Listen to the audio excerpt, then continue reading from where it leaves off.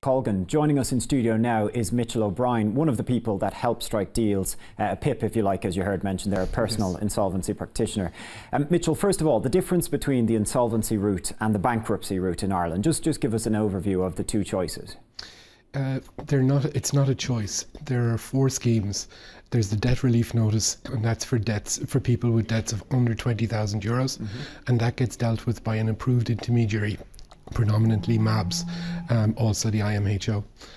Then there's the debt settlement arrangement, and that's for unsecured debt only with no upper limit. Yes.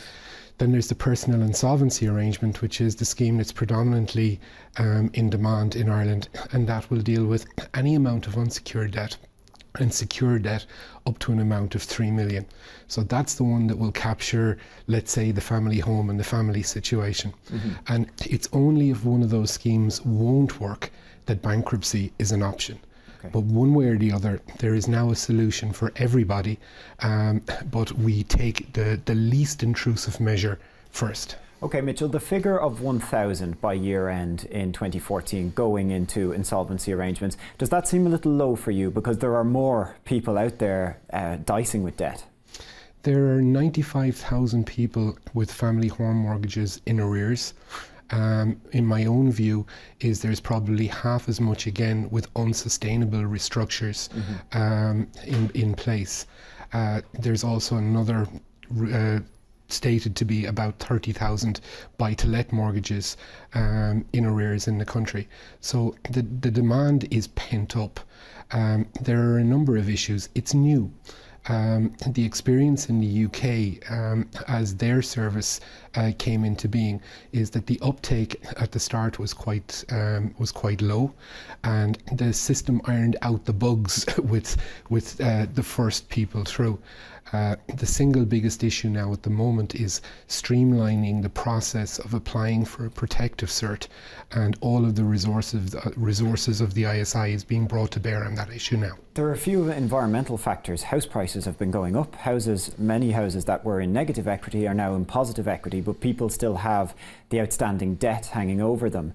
Have you noticed a change in banks' attitudes to getting this place sold and getting money back? I think the house prices is a red herring. I think there are two Irelands. I think there's that Ireland inside the M50, and I think there's Ireland, the rest of the country. I don't see any evidence of the type of mortgage lending that would need to be happening to allow for a normal functioning housing market to be operational. If you look at the houses sold in Dublin in 2014, I understand up to 50% of them were cash transactions.